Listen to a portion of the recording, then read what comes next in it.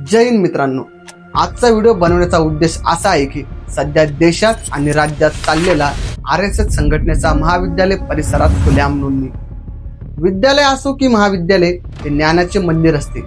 अशा ठिकाणी एका नॉन रजिस्टर संघटनेने खुलेआम प्रचार करणे, विद्यार्थ्यांना भरकावटणे, माणुसकीची नाही तर जाती तेढ निर्माण करण्याची धडा शिकवणे.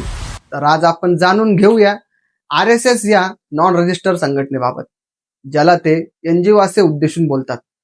आता तुम्ही विचार करत असणार की मी नॉन रजिस्टर संघटना असं का बोललो. कारण RSS ही संघटना लिगली 1860च्या सोसायटी नोंदणी कायद्याअंतर्गत ही संस्था रजिस्टर नाही. याचा अर्थ no membership record, no public accountability, म्हणजे उत्पन्न किंवा निधी उघड करण्याचे कोणतेही बंधन नाही. तर RSS ही संघटना 1925 मध्ये स्थापन झाली. आधीपासून या संघटनेचा विरोध का होत गेला? नेताजी सुभाषचंद्र बोस, भगतसिंह, चंद्रशेखर आझाद, सरदार वल्लभभाई पटेल यांनी का RSSचा विरोध केला? सुभाषचंद्र बोस हे धर्मनिरपेक्ष राजनीतीवर ठाम होते. RSSच्या सांप्रदायिक विचारधारेला त्यांचा विरोध होता. आणि भगतसिंहद्वारा RSSला विरोध यामुळे होता कारण RSS हिंदू यांना मुस्लिमांच्या विरोधात संघटित करत होते आणि विभाजनला प्रोत्साहन देत होते. ही गोष्ट त्या काळातली आहे जेव्हा हिंदू मुस्लिम नाही तर भारतीय म्हणून सर्व स्वातंत्र्यासाठी लढत होते. जर आपण भगतसिंह यांची विचारधारा बघण्याचा प्रयत्न केला तर ते एक समाजवादी आणि धर्मनिरपेक्ष विचारांचे होते. त्यांचं लक्ष असे होते की स्वातंत्र्य समांतर राष्ट्र बनवायचा आणि दुसरीकडे RSSचे विचार धर्मावर राजनीती करायची, जे ते आता सुद्धा 100 वर्षांनी करताय.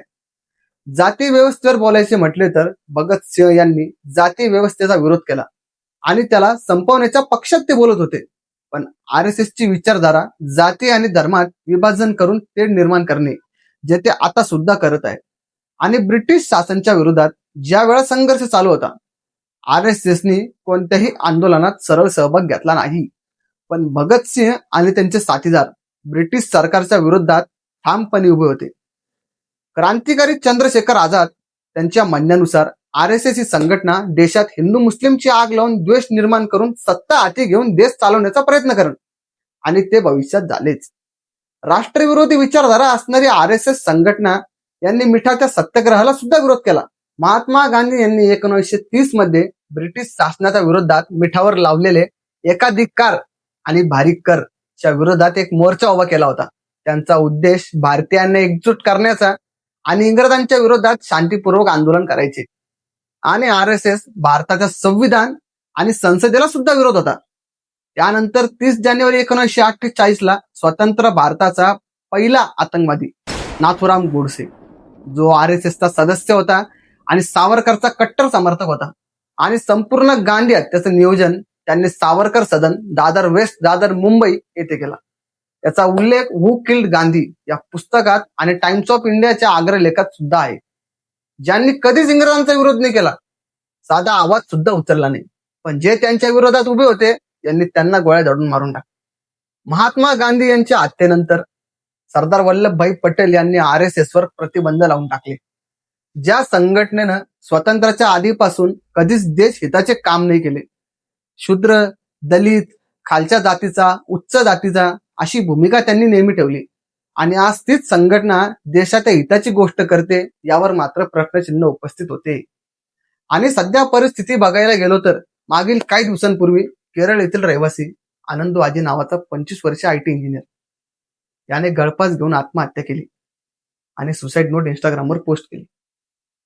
त्या सुसाईड नोटमध्ये त्यानं असे लिहिलं की RSSच्या शाखेत त्याच्या सोबत वारंवार लहानपणापासून अत्याचार करण्यात आले आणि संघटनेतील RSSच्या लोकांनी त्याच्यासोबत असे केले आणि प्रत्येक मुलासोबत तिथे असंच होते, हे सांगून त्यानं आत्महत्या करून घेतली. असे नीच कृत्य होत असेल तर यावर कार्यवाही का नाही, रोख का नाही? आणि हीच संघटना जेव्हा खुलेआम महाविद्यालय परिसरात विद्यार्थ्यांचे नाव नोंदणीसाठी करता का, असा प्रश्न निर्माण होतो. तर हा प्रश्न आम्हाला नाही तर भारतातील जनतेला निर्माण झाला पाहिजे. या घटनेवर सुप्रसिद्ध तेलुगू कलाकार प्रकाश राज यांनी त्यांच्या इंस्टाग्राम हँडलवरून एक पोस्ट केली. Save daughter from BJP, save son from RSS. आता भारतातील जनतेने यावर प्रश्न उचलावे. इंग्रजांनी सन 1919 मध्ये ब्राह्मणांना न्यायाधीश बनण्यास नकार घातले कारण ब्राह्मणांना न्यायिक चरित्र नसते असे इंग्रज म्हणायचे. कारण ब्राह्मण हा जाती बघून निर्णय घेतात असं इंग्रजांचं मत होतं. आज भारतात 90% जज ऍडव्होकेट ब्राह्मण असल्याने भारताची न्याय व्यवस्था मोडकलीस झाली आहे का? उदाहरण बघायला गेलो, सध्याच घडलेली घटना, CGI Gavai chief justice of India यांच्यावर एका ब्राह्मण ऍडव्होकेटने बूट फेकून मारण्याचा प्रयत्न केला. ते ऍडव्होकेट कोण होते? त्यांनी असं का केलं? का ते RSS संघटनेशी जोडलेले होते का? जाणून घेऊया पुढच्या व्हिडिओमध्ये. जय हिंद.